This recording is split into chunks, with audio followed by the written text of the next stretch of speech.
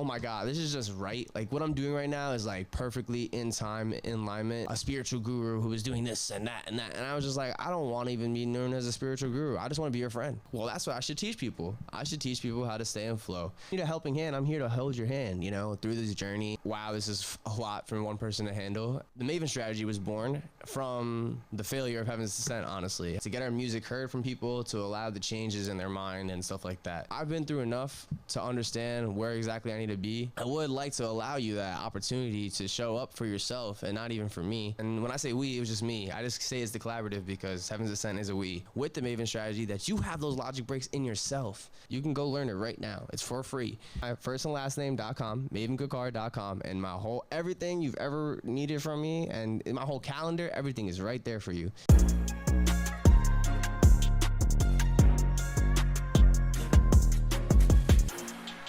Hey everybody, my name is Mavin Strategy and welcome back to the Gentle Giant podcast. Today is episode 4, the Mavin Strategy. The Mavin Strategy is a coaching program that I created, well, just for anyone.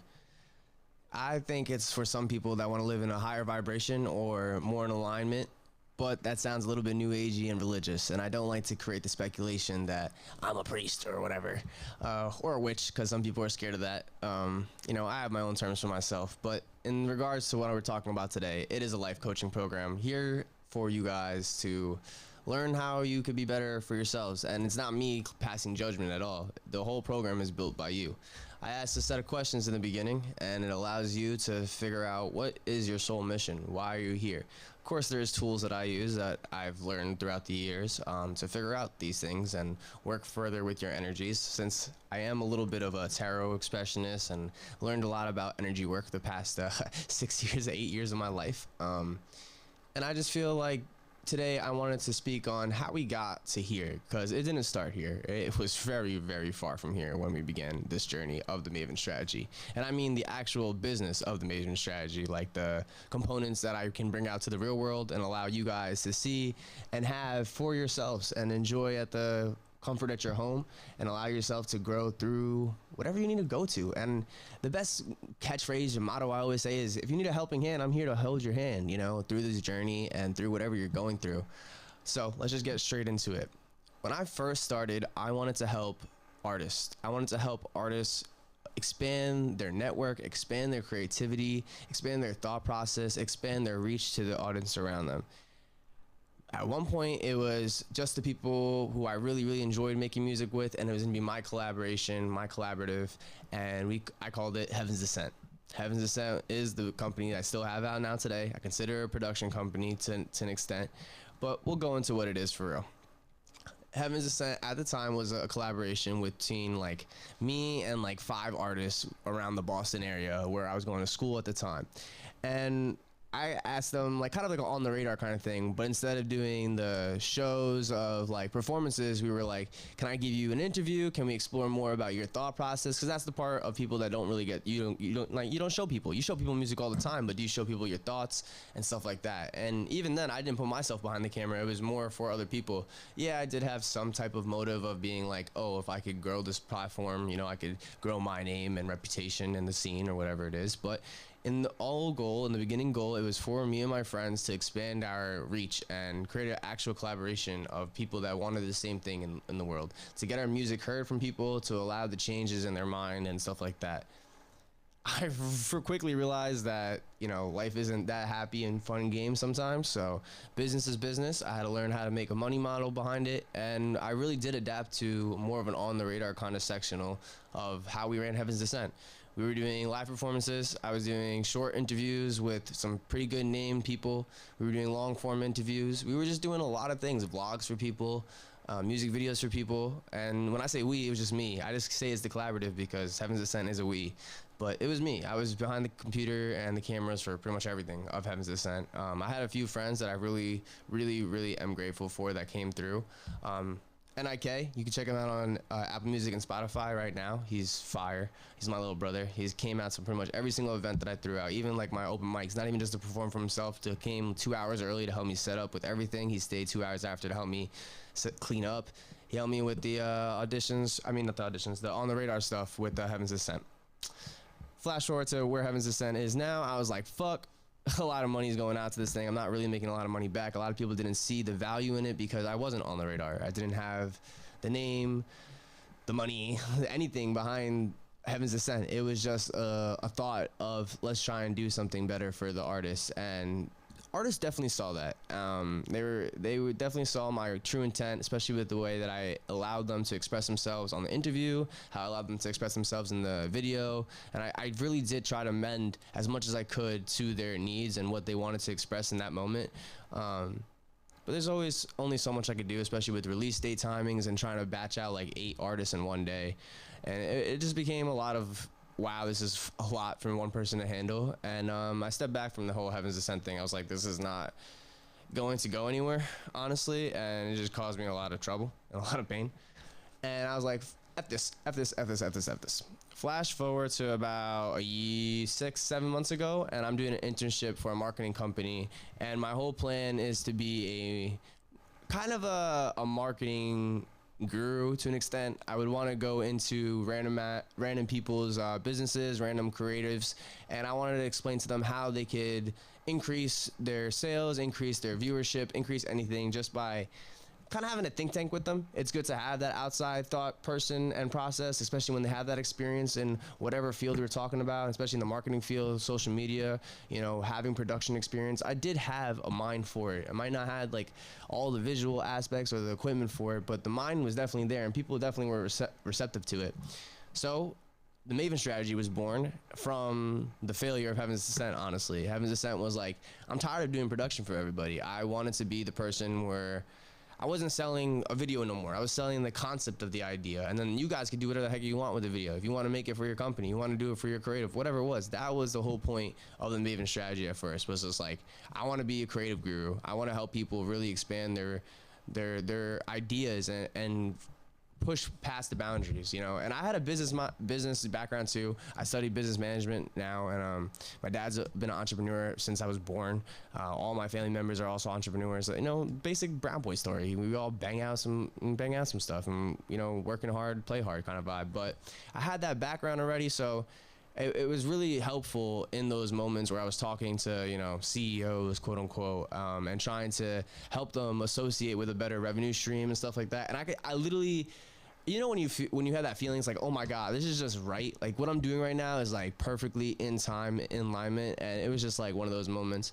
So I really ran with it. I was like, yes, this is what I'm supposed to be doing. I'm supposed to be helping people with their business, their creative strategy, their marketing. This is what it really led to. And mind you, I'm not talking about like my overall purpose and goal, because in the end of the day, I knew my purpose and goal was to reach people through my music and reach through people through my art and create a different level of thought pattern. Even if this is my art, just Gentle Giant talking and having fun on the podcast, right? In the end of the day, I got to the point where I was like, I'm really not a marketing guy. I don't like sitting with CEOs. I don't like being a corporate finance kind of guy. I just didn't find it enjoyable or had any fun with that side of life. Like, it was cool to see the changes I was embarking with other people, and the successes I had found were with certain companies, and it made me realize, okay, well, why was I having successes with those companies? And I realized shortly it was because it was more creative companies, people that were more creatively mindseted, that needed that more business help kind of vibe. So I was that experience level that they needed at that moment. Going back to it though, I never cared for it anymore. I genuinely didn't. I just needed money to continue with the artist side of it, the music side of it, and keep playing to my strengths. Honestly, I just wanted to keep flying forward. And I sat there and I thought and I said, F the Mavin Strategy. I just spent almost $600 setting up an LLC, business cards, doing my first 2 runs of ads, everything. And this was the time where I was having my deletion arc, where I was like, I'm over the music, I'm over everything I've been doing, I'm over chasing something that's not me. And we're going to talk about that in episode 6, I believe. Yes, episode 6. We're going to talk about what I was chasing and what I'm referring to here, honestly. So I let it go. I was like, you know what, it was a waste of an investment. I probably going to be screwed over tax-wise, but it was an experience. It was a lesson learned kind of thing. And this is also the same time that my tarot business starts like, so I'm like, okay, I'm gonna sit back, I'm gonna relax, I'm gonna go put my eggs in this basket for a little bit because this seems to be going there. And I did know that as I grew my reputation, you know, things would transpire one way or another through the music. Everything was just gonna flow together. Like, I'm Mavin, so no matter what I touched, it was gonna be me, kind of thing, and people were gonna find its way to each other, even if it was different accounts. I know you guys hate that I have like 6-7 different accounts, but it's all me, man. And you can just go to my firstandlastname.com, mavinkakar.com, and my whole everything you've ever needed from me, and in my whole calendar, everything is right there for you, just to let you know. In the end of the day, I was like, okay, I need to focus on myself. I need to think about where I need to be going forward. Then the tarot stuff blows up and I'm going forward. Everything in my life is feeling really, really well.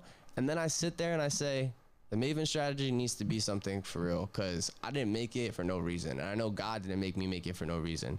So I sat there and I thought and I pondered and I said, well, what am I doing that's finding success in this world?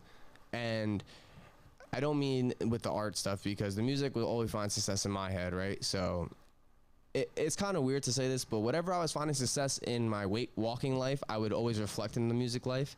So when I was finding success with the tarot business, I really found myself thinking or believing that I was going forward with the alignment process, with transforming myself to being a better version of me, an evolution, you know, that we talked about in the first 2 episodes.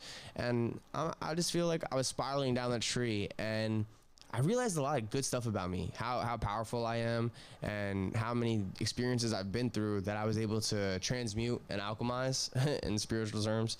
And I met some cool people that also have like really supported me through this thought process and changing my thought process from, you know, feeling a struggle kind of concept, like mindset where it's like, I need to figure out how to do this, I need to figure out how to do that, I need to figure out how to do this, to I've been through enough to understand where exactly I need to be, and everything's gonna flow. And it really is, like, ever since I just accepted it, it's been flowing. So I was like, well, that's what I should teach people. I should teach people how to stay in flow, how to really transmute things that they don't know how to transmute. So I was like, okay, well, I could create programs, I can create meditations or classes and get people to go in there. But I just felt like everybody was doing that. Everybody had, you know, a spiritual guru who was doing this and that and that. And I was just like, I don't want to even be known as a spiritual guru. I just want to be your friend. Like, seriously, that's how I saw the Mavin Strategy, was I just want to be your friend and let the things grow as they need to grow. So like I said in the beginning, the application refers to a lot of questions basing on what your sole purpose is and who you want to be, and what morals you've taken on in this life, what morals have you been given to, like, from your parents or whatever it is. And it's really not for me to, again, pass judgment and see where you're at. It's for me to understand you for who you are, right? And it's not to say, okay, this thing needs to be fixed, this thing needs to be fixed. No, it's saying, this is right, but you're wording it wrong, so let's get that more aligned for you, kind of thing. It's just those simple checks and boxes that really could be aligned better for most people. And I found it so helpful for myself once I really implemented these certain skills that I do teach to an extent during the strategy. It's not, I don't like to say it like this, but I don't teach you what the Mavin Strategy is. The Mavin Strategy is the program. You get tools in the program that are specifically made for you, but the whole tool of the Mavin Strategy is given to you on the website. You can go learn it right now. It's for free. Do you know how to use those tools to the full capabilities? No. And that's why I offer you my hand to hold. And I would love to be that person for you. I mean, everyone over here is probably not the best person in the freaking world, let's be honest, and I'm not always the best person either.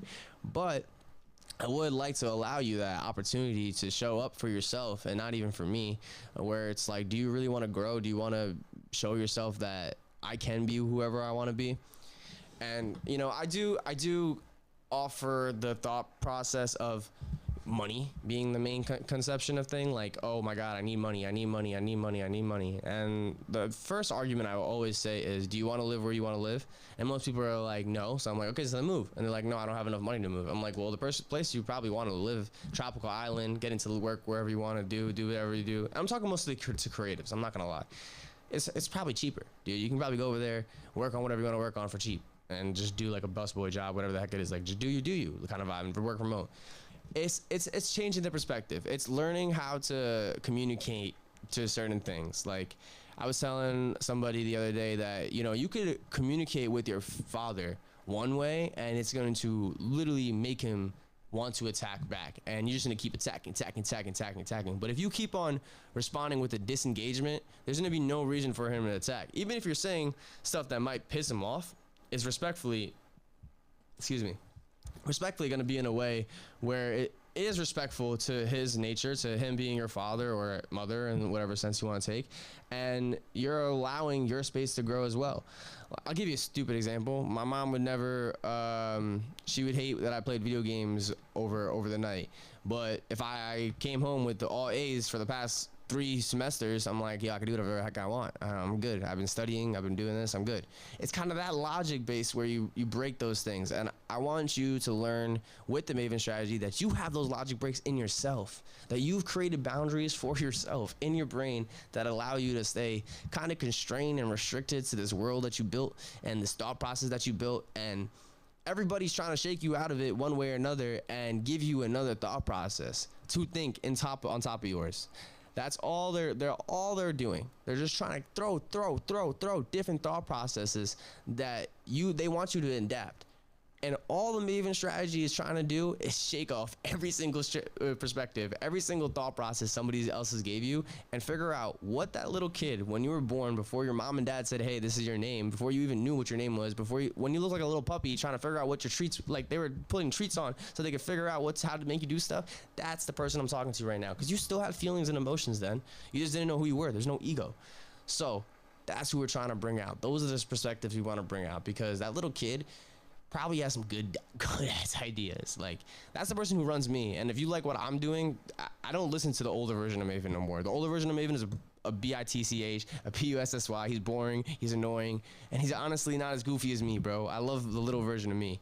And that's all I gotta say. So if you want to find yourself aligning to a better timeline, finding yourself going towards the better evolution, follow me at mavinkakar.com, visit themavinstrategy.com, and see if that aligns to you to be one of my clients, one of my trainees in the Mavin Strategy, because I want to see you evolve. I want to see you align. That's all I got to say. Thank you for tuning into Gentle Giant Podcast. Love you guys. Bye-bye.